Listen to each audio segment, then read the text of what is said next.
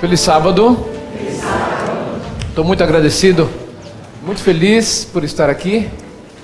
Obrigado pelo convite que foi feito. A gente sempre aceita os convites do Nelson com muito prazer, tanto para a igreja e agora para essa classe. E eu encontrei uma igreja dentro da igreja aqui, né?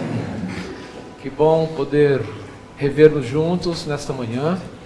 A lição da Escola Sabatina, que tem sido essa ferramenta responsável pela manutenção doutrinária e também pelo aperfeiçoamento doutrinário da Igreja Adventista Mundial. Nós vemos uma fragmentação doutrinária nas igrejas cristãs, de modo geral. É o lugar do qual podemos falar, as igrejas cristãs aqui no Ocidente, né? E uma fragmentação constante das doutrinas.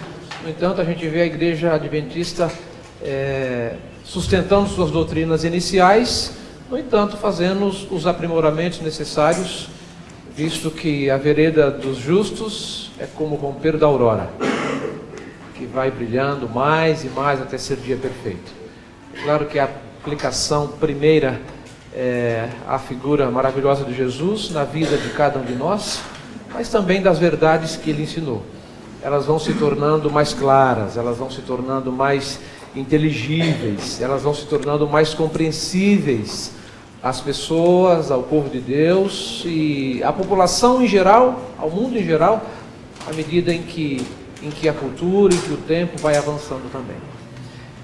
Eu tenho o privilégio de, nesse trimestre até aqui, abordar com algum grupo as duas lições que no início do semestre, ao bater o olho nos temas, eu achei que são os dois temas, eu não diria mais importantes, mas que eu me interessei de pronto em gastar um tempo maior, que foi a lição número 1, onde Deus é apresentado como o missionário, porque Ele é o mentor da lição.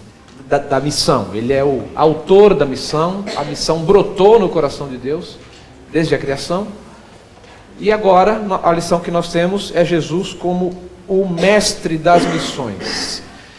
Eu não sei se essa palavra, o mestre das missões, o que ela significou para você, porque além de mestre, ele tem outros objetivos para a missão. Eu quero ouvir de você o que você entendeu com essa expressão, o mestre das missões, e se você teria um outro adjetivo, um outro título, um outro nome, uma outra nomenclatura para classificar Jesus e sua relação com a missão. O que foi que você pensou? Ele é um modelo. Ele é um modelo padrão de missão, de missionário. Isso. Ok, modelo, padrão. O que mais? Poderíamos falar de Jesus em relação à missão? Que adjetivo poderíamos usar? A missão para salvar almas. A missão para salvar almas. Tá, e que título teria Jesus nessa frase que você coloca? Que adjetivo daríamos a ele aqui? Jesus, dois pontos. O que da missão? O Deus da missão. O amor da missão, das missões, ele é apresentado como aquele que nos amou. Ele é o amor, é a personificação do amor. O motivo das missões. Muito bem.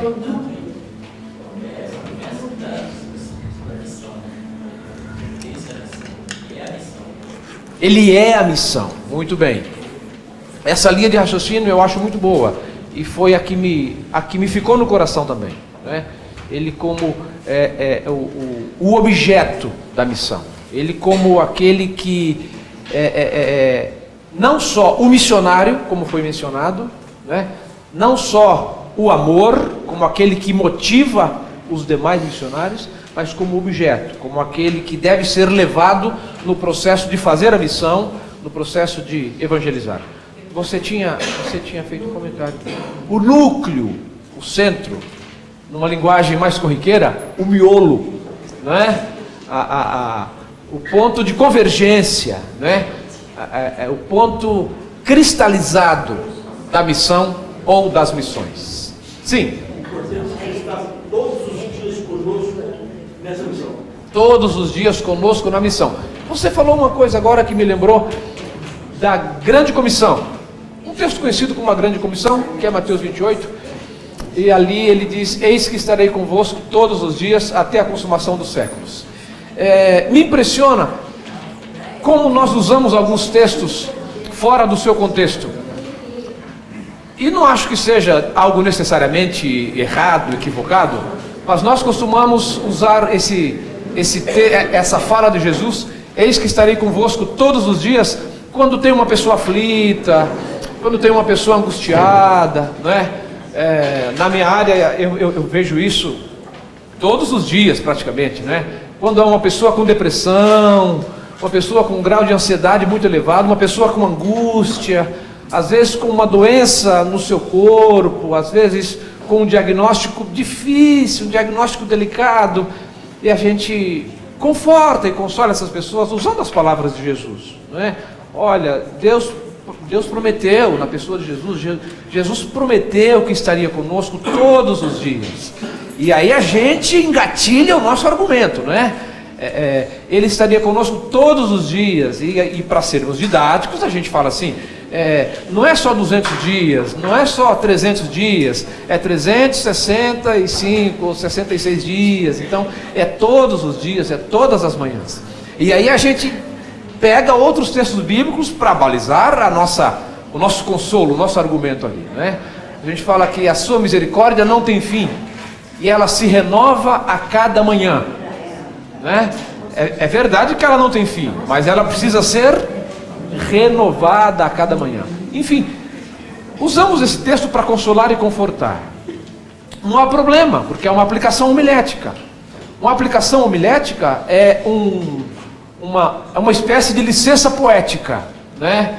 É um direito virtual que é dado ao pregador, ao instrutor, de pegar esse texto e usar numa outra situação, desde que não perca o sentido do texto, que é a presença dele conosco, o que não deixa de ser uma verdade, independente das circunstâncias.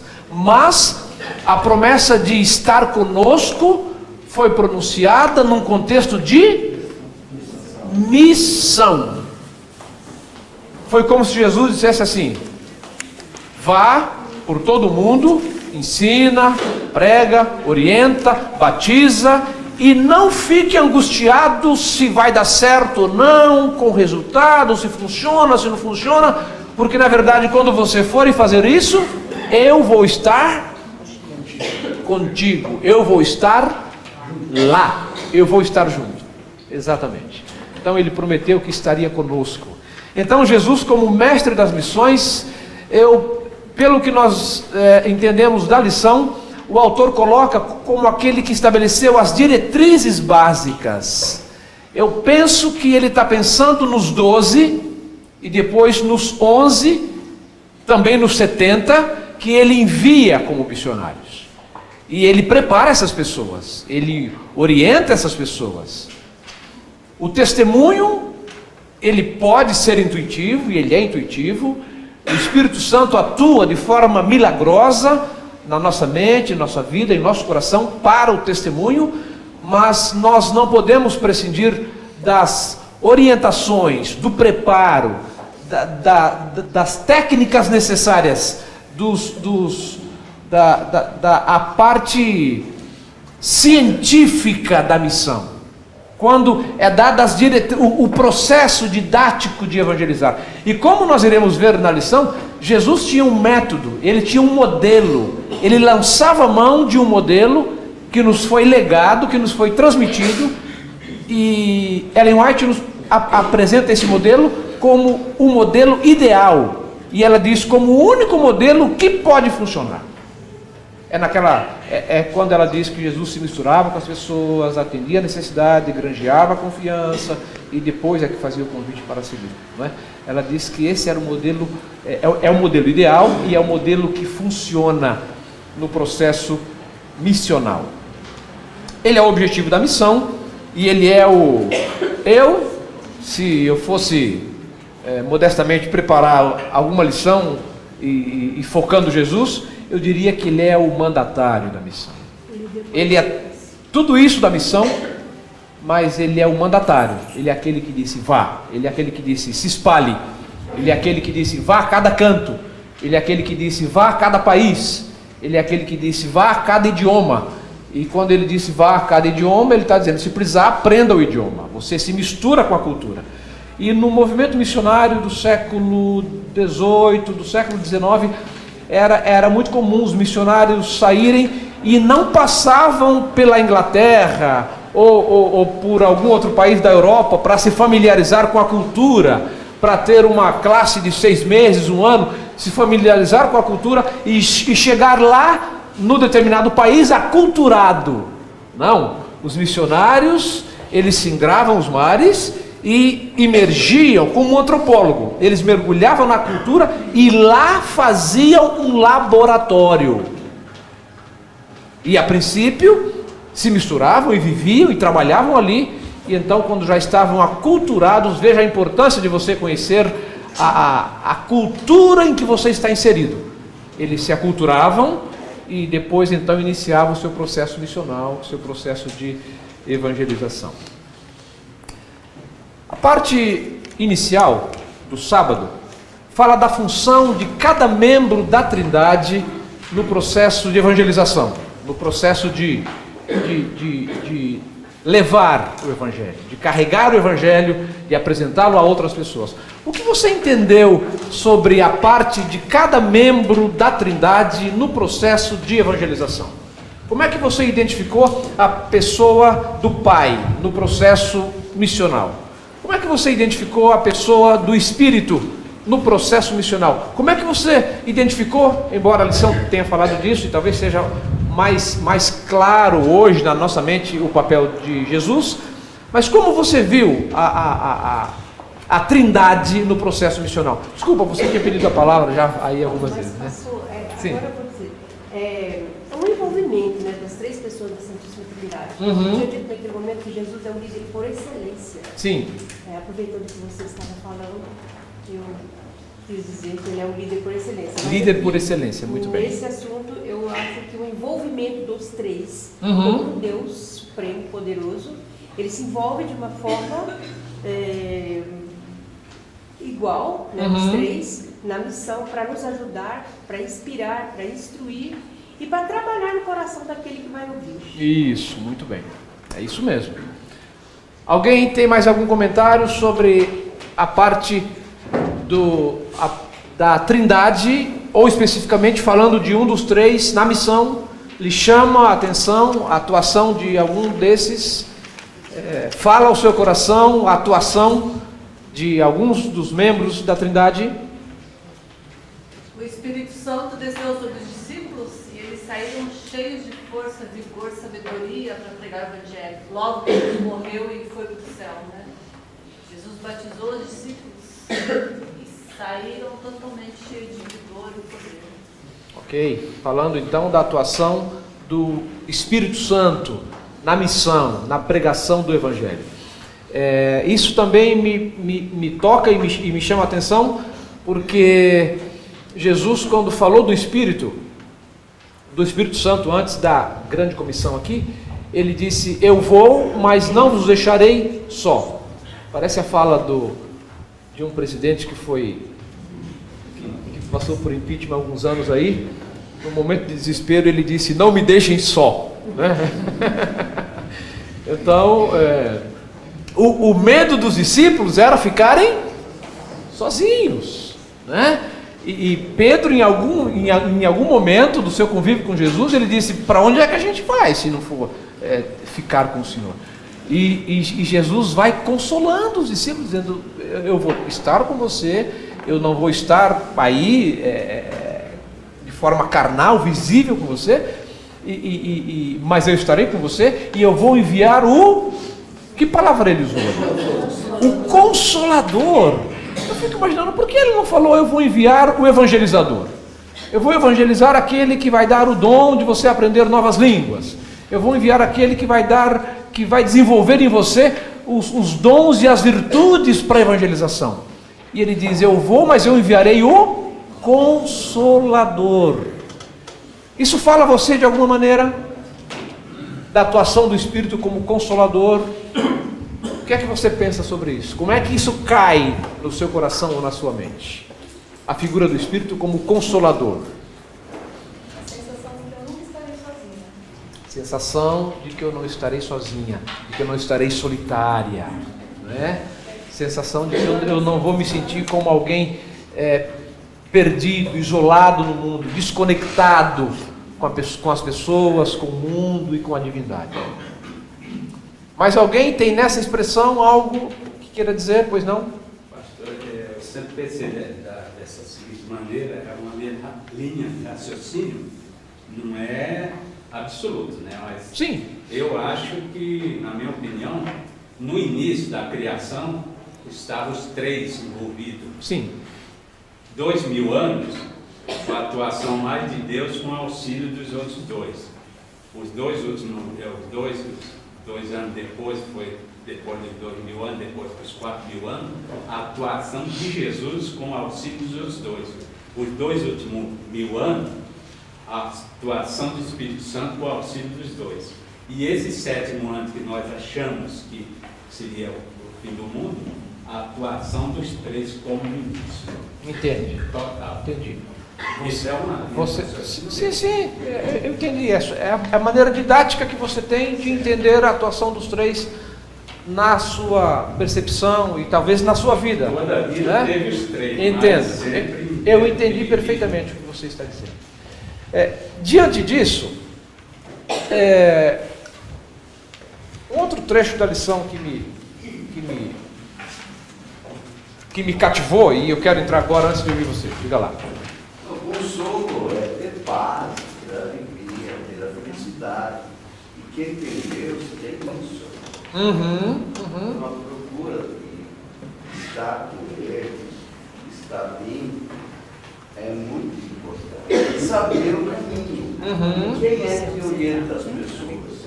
Quem é que orienta o ser? É o Divino Espírito Santo, é Ele que está aqui. E todos os dias Ele está em nós somos o templo dele.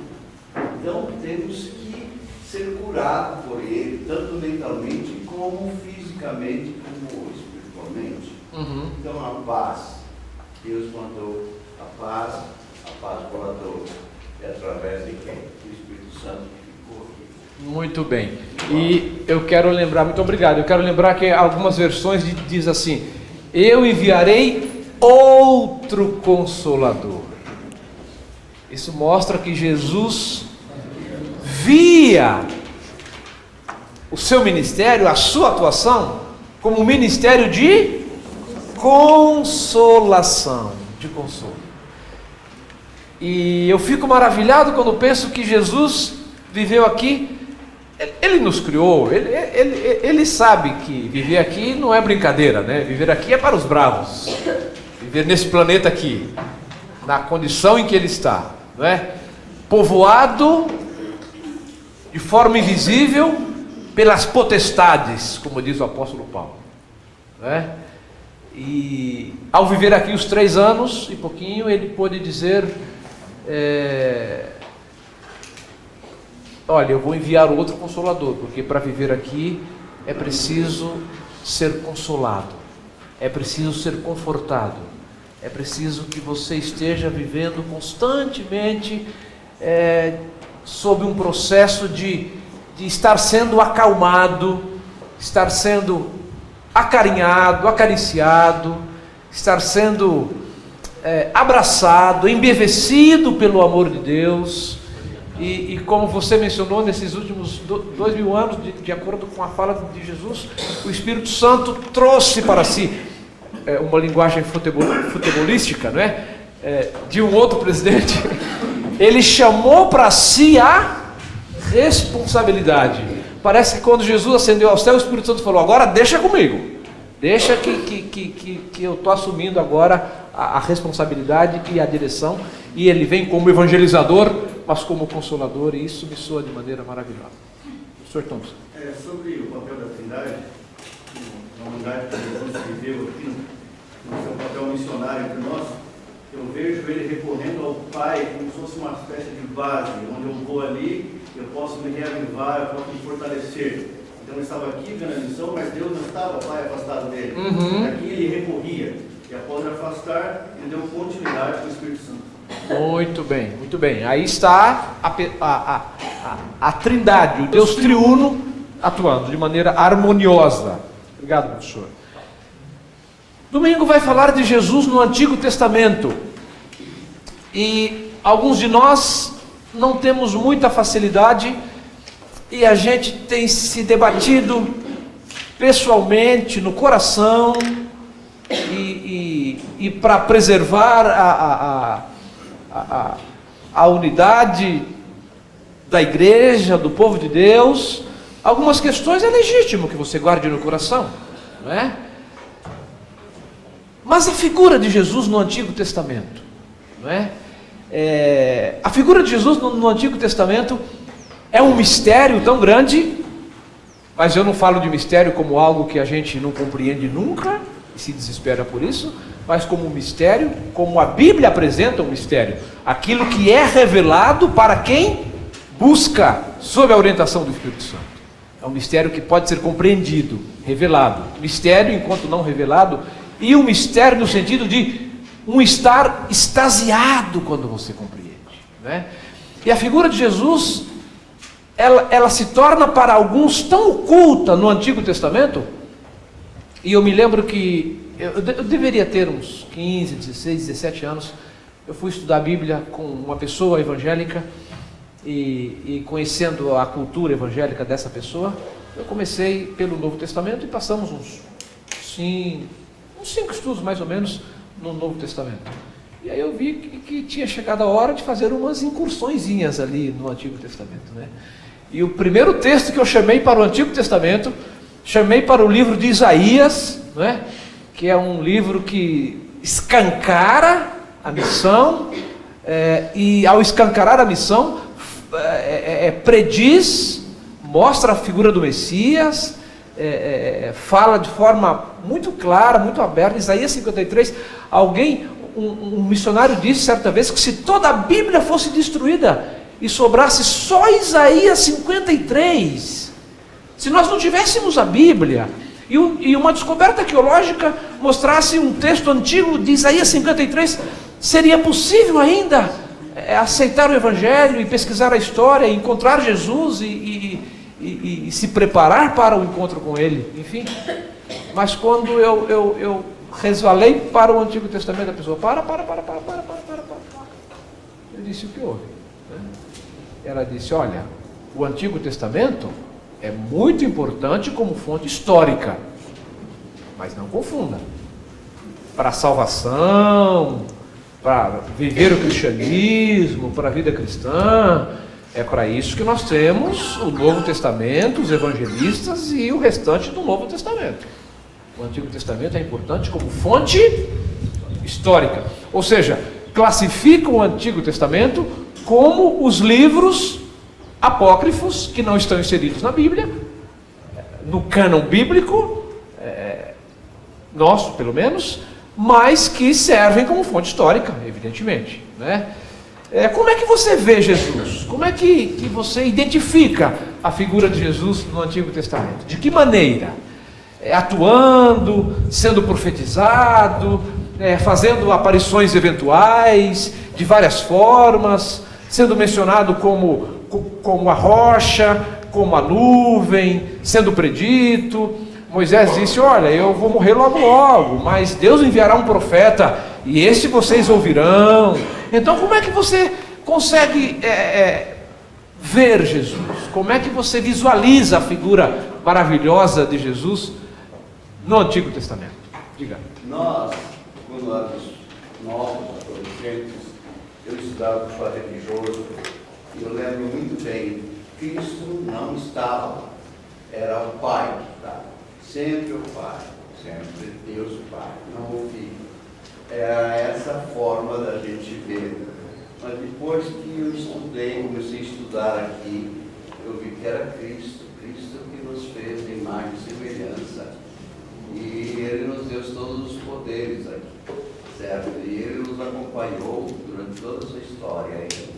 Senão não teríamos o maná, aquela salvação pessoal que tem por Cristo, com Moisés. Moisés, praticamente, ele conversava com Deus, e tinha esse Deus que era Cristo.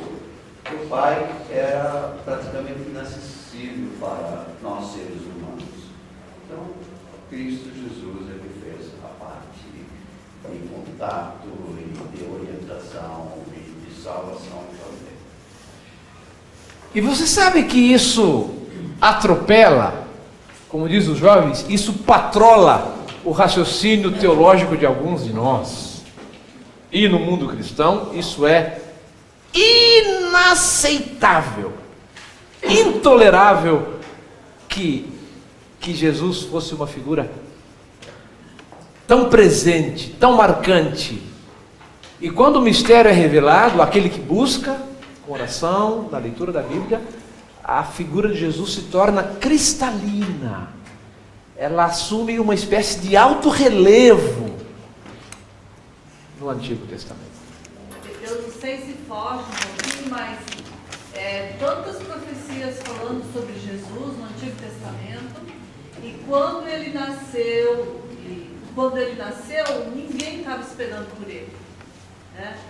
Pouquíssimas pessoas, e com tantas profecias que apontavam para a vida dele, para a morte, e foi rejeitado, foi abandonado, né? Isso mostra essa dificuldade que os homens temos de vislumbrar a figura de Jesus no Antigo Testamento. Aí ele foi para os gentios, né? Aí que a pregação Sim. para os gentios. Jesus faz Um segundinho. O santuário é duas provas verdadeiras, uma de que era Jesus que atuava lá, e a outra de que os evangélicos não aceitam o santuário. Por quê? Porque acham que era do Velho Testamento. Não entende que era Jesus que estava ali, a nuvem, coluna de fogo, e o maná, e a condução do povo. Você mencionou santuário, e o santuário está encharcado de símbolos de Jesus. Ele era o cordeiro, ele era o sangue que purificava, ele era o pão da proposição, ele era o sacerdote, e ele era o sumo sacerdote, ele era o fogo, ele era as lâmpadas que não se apagavam, e ele no Shekinah se manifestava, e quando chegava as épocas das cerimônias especiais, quando o novilho era sacrificado, ali estava Jesus. Na purificação do santuário, o bode sacrificado representava Jesus. Enfim, o santuário está repleto de ilustrações da atuação maravilhosa de Jesus. Sim. Jesus, na época dele, não existia no Novo Testamento. Sim. Ele só vivia no Velho Testamento. E ele disse: os profetas falaram de mim. É de mim, Senhor. Ou seja, a função dos profetas era apontar para mim. E você imagina Jesus dizendo isso na comunidade judaica, né? Abominando as manifestações públicas de Jesus, em que ele perdoa, em que quando Jesus disse teu pecado está perdoado, isso foi o máximo. E aí queriam pegar pedra para apedrejá-lo, e isso foi criando um acirramento e uma rejeição muito grande para com Jesus, porque ele se colocava nessa condição de um com o Pai. Os profetas falaram de mim, e quando ele diz sou maior do que Abraão, pronto. Aí a cruz, se ele vivia à sombra da cruz, quando ele diz sou maior que Abraão, pronto. Aí ele decretou sua morte ali, né? Quando ele se compara e se sobrepõe à figura de Abraão, que era o mentor da nação, o pai da nação, e era grande orgulho e felicidade dizer eu sou filho de Abraão. E disseram isso para Jesus uma vez: bom, eu sou filho de Abraão, agora o seu pai a gente não sabe quem é. Uma ironia tremenda, uma tentativa de ferir Jesus, de diminuir Jesus. Alguém havia pedido a palavra ou foi impressão minha? Sim, pois não. Eu queria pegar um gancho no que a irmã falou ali, que o povo de Israel, eles se perverteram em doutrinas de homens e acabaram perdendo de vista o aparecimento de Cristo. Quando a gente estuda a parábola de Jesus, em meio de um grande conflito, a gente percebe que o mesmo engano que sombreou, aluviou a vinda de Cristo naquela época se repete com a igreja de Laodiceia. A parábola das 10 virgens é bem isso. As virgens são virgens, representam o povo de Deus, e elas são despertas por um grito que não é delas. Alguém gritou aí, vem o noivo, elas se despertam, ainda assim se perdem. Então, a gente tem que tomar muito cuidado, porque tudo que foi escrito para a nossa instrução, para o nosso ensino, e não foi à toa.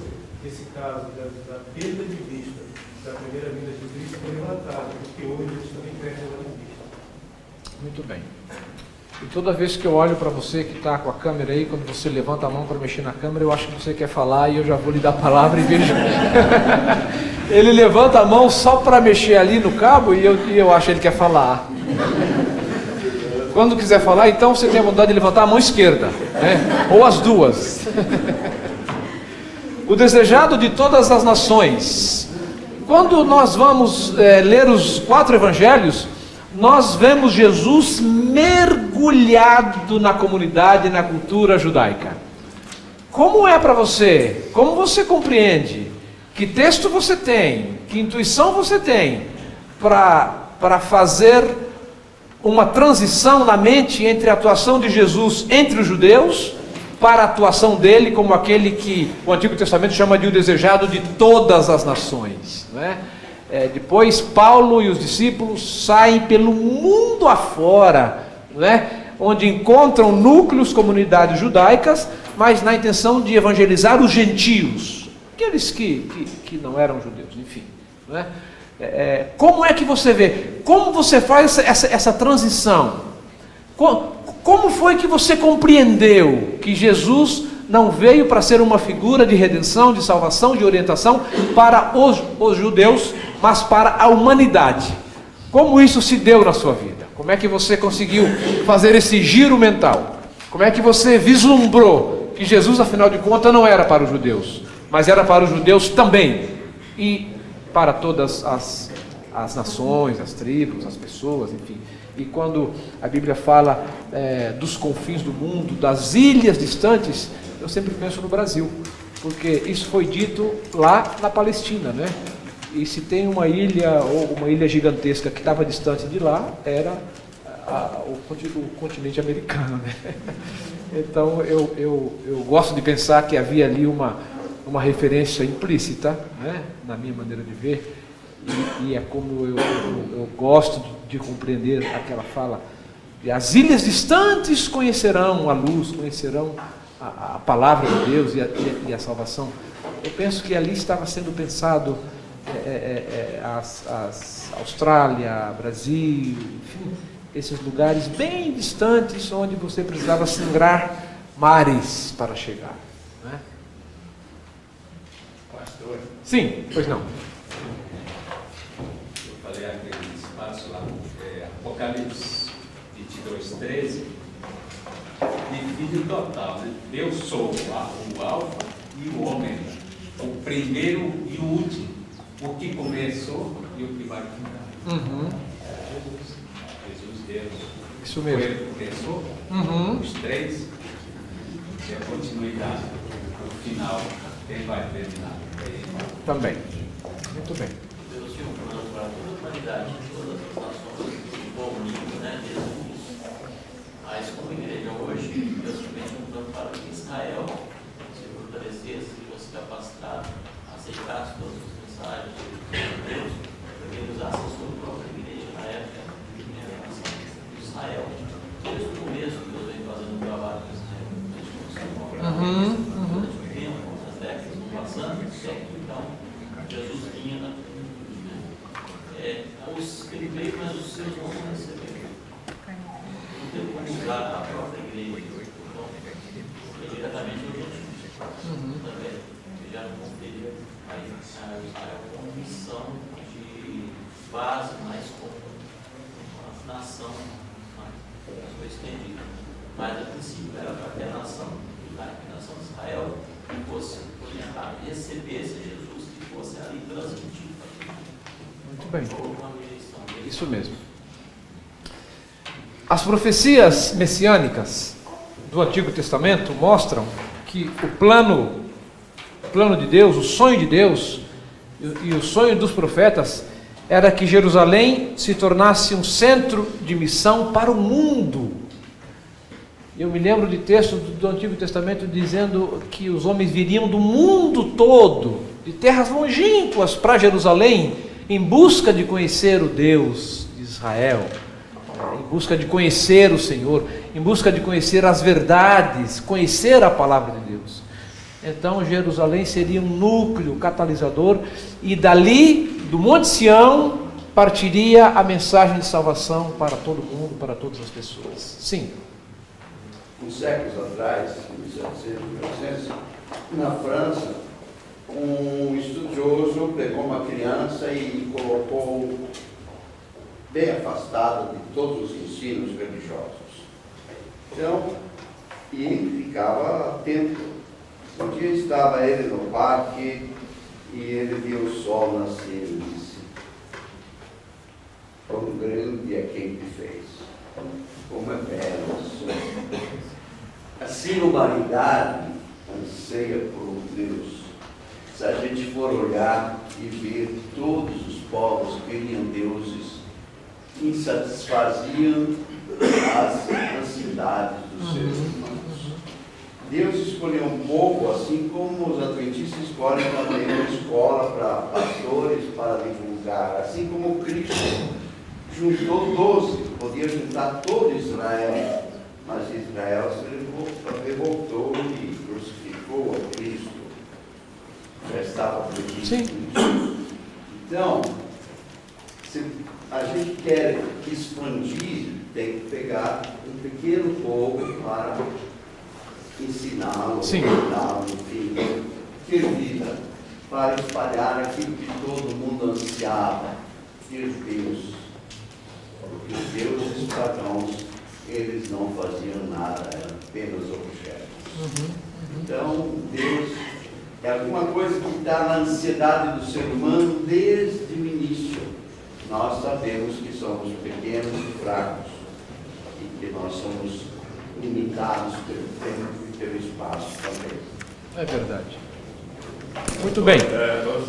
Sim. As crianças aprendem, desde pequenininha, imitando os adultos. Até os animais, os filhotes, imitam os adultos. Quando Deus deu um povo, escolheu um povo, a intenção era que os outros seres humanos aprendessem, olhando para ele, nossa, eles são felizes, eles são saudáveis, eles têm um Deus, vamos seguir também. E dizem hoje, não sei se é verdade, mas dizem que Gandhi disse, né? Deus seria cristão se não fossem os cristãos. Então, muitas vezes, nós não somos exemplo. Por isso que, às vezes, Deus tem derrota com essas pessoas, com os seres humanos. Porque nós não praticamos o que ele deixou. Mas o ideal era isso, como ele falou. Esse povo ser ensinado e praticar, todo mundo queria aquele novo. Vamos lá, vamos aprender, vamos fazer. Muito bem. Penso que nesses últimos comentários que tivemos, nós abarcamos a parte de terça-feira, missão em favor dos judeus e missão em favor dos gentios, salvo algum parecer a mais? Sim? Elias, Oi, sim. O nosso testemunho também é uma missão, né? O nosso viver, o nosso dia a dia também fala muito alto em favor da missão, em favor de pregar o Evangelho. Muito bem. E aí é que nós chegamos à parte final, sexta-feira, mais quinta-feira, que é a grande comissão. A comissão evangélica. O convite para ir e evangelizar, ser missionário. Isso foi dito para 11 pessoas, ou 500, numa determinada reunião que Jesus teve com seus seguidores. Isso foi dito a Pedro, à margem do lago da Galileia. Isso foi dito a João. Ou isso é dito a nós hoje? E pensa você.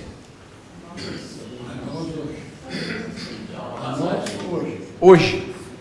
Passagem no livro dos cristãos. Todo cristão nasce no reino de Deus como missionário. Todo cristão nasce no reino de Deus como missionário. Muito bem. O que mais poderíamos dizer sobre a missão que chega até nós? Primeiro para nos salvar e para nos fazer missionários. Sim, depois o senhor. Para que cheguemos a esse ponto de sermos os verdadeiros missionários, há uma necessidade de um preparo. Foi isso que Jesus fez com os 12 e com os demais que ele preparou para essa missão. Então, esse preparo, já que nós estamos falando da palavra, desde o sermão, né, a palavra de Deus, é o conhecimento realmente daquilo que nós vamos passar. Como que uma pessoa poderia se fingir de médico, medicar alguém, né? Nós temos visto histórias por aí, e sem ele ser realmente um médico.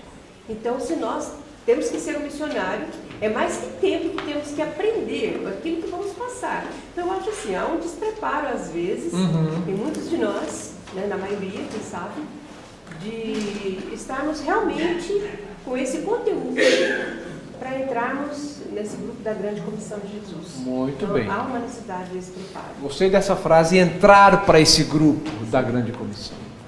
Sim. Eu tive um pensamento sobre... Nós temos o seguinte, nós temos fartura aqui de conhecimentos, de vivência, de cantos, nós temos fartura disso aí. Mas os caras que estão aí fora não têm.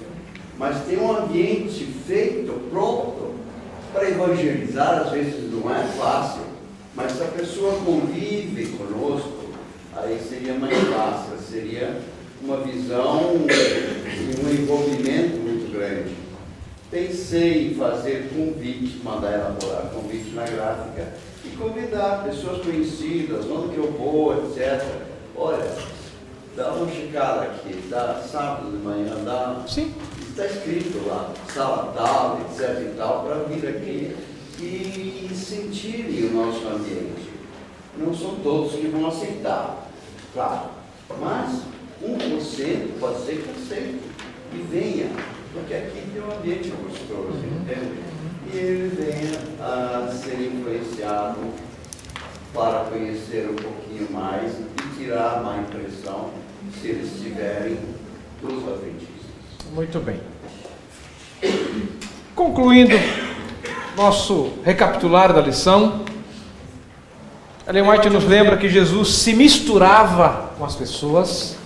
Isso é uma palavra boa, né? Ele se misturava, ele se confundia com as pessoas. Você olhava e dizia, cadê Jesus? Está misturado aí, está em algum lugar, deve estar sentado aí conversando com alguém. Se misturava com as pessoas.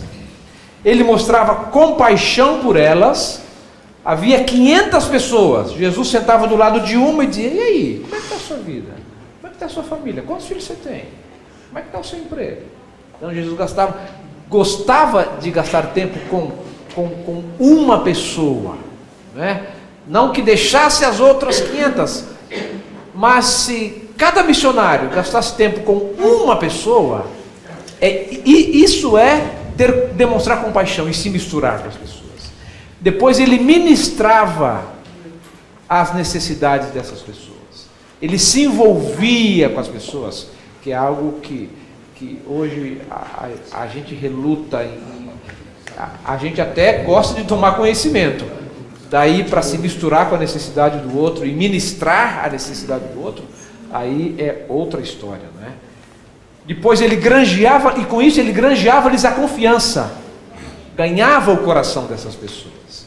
E então, quando ele dizia, segue-me, as pessoas não pensavam duas vezes. Eu concluo, eu tenho 1 minuto. Muito obrigado, Nelson.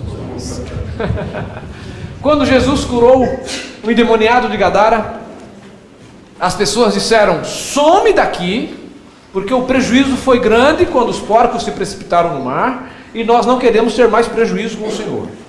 E preferiram os porcos a Jesus. E quando Jesus disse, tudo bem, e voltou e entrou no barquinho, eu imagino que Pedro ficou furioso e deve ter dito, quem vocês pensam que são? é Jesus, é o Filho de Deus, é o Messias. Senhor, não vamos embora não, vamos entrar aí. Eu estou com 2 espadas aqui, João está com mais 3 lá, eu estou sabendo que Mateus tem uma adaga, está bem preparada aí, vamos ficar aqui. Jesus falou, calma Pedro, não nos querem aqui, vamos voltar para Galiléia. Jesus entra no barco, e aquele que for endemoniado, ele parece que entra no barquinho também, ou pelo menos encosta no barquinho. E Jesus pergunta, onde é que você vai? E ele diz assim, como onde eu vou? Eu vou com o Senhor. E Jesus disse, não vai não. E eu imagino o desespero daquele homem. Como é que eu vou viver? Como vou viver longe do Senhor agora? E os demônios? Lembre-se que ele estava em São Juízo, parece que deram um banho nele, botaram uma roupa, mas ele estava ferido, ele se feria com pedras, né? Havia um espírito suicida violento naquele homem. E Jesus disse, não, você não vai comigo. Você vai voltar para a sua cidade. E as palavras relatadas ali são concisas, evidentemente, mas gosto de pensar que Jesus falou, volta lá para a sua ex-mulher, para os seus filhos, para o seu ex-patrão, para os meninos que cresceram com você, volta às pessoas que viram o seu adoecimento, quando você deixou a sociedade, a desgraça que aconteceu na sua vida, volta lá do jeito que você está agora e você diz as coisas maravilhosas que Deus fez na sua vida. Então, queridos, talvez quando olhamos para a nossa vida, para a nossa história, e vemos o que Deus fez na nossa vida, talvez Jesus esteja nos dizendo, você quer me seguir? O método de me seguir é você dizer para as pessoas o que foi que Jesus fez na sua vida. E eu concluo dizendo que a posição de Ellen White, contrária às grandes concentrações dos adventistas, e aqui do coração não vai nenhuma menção ao lugar em que eu vivo, evidentemente, né? Mas o que ela queria dizer é que não construa um castelo e espere as pessoas virem visitar o seu castelo. Vá onde as pessoas estão e com a sua presença transforme a cabana em que elas vivem num ambiente gostoso, como se fosse um castelo. Com a sua presença você embeleze a vida das pessoas. Deus abençoe você, Deus abençoe sua família e nos ajude a desenvolver um espírito missional. Obrigado pelo convite. Querido Deus, nosso bondoso Pai, hoje nós recapitulamos a lição da Escola Sabatina que apresenta Jesus como mestre, o mentor, o orientador, o professor e o objeto da missão. Nos lembramos da expressão maravilhosa da tua serva quando diz que Jesus foi a ponte sobre o abismo. O abismo que é esse mundo pode ser transposto, pode ser transcendido na pessoa maravilhosa de Jesus. E ansiamos ardentemente o momento em que poderemos adentrar os portais da Cidade Santa e habitar com o nosso Senhor Jesus para toda a eternidade, conhecer melhor seu caráter, conhecer melhor sua bondade, seu amor, e como diz o apóstolo Paulo, então estaremos para sempre com o Senhor. Desenvolva, toca nosso coração e nos dê um espírito missionário e nos ajuda a munirmos-nos de habilidades, de técnicas, sabedoria e intuição divina para cumprir a missão que o Senhor nos deu. E é no nome desse mesmo Jesus que pedimos em gratidão. Amém.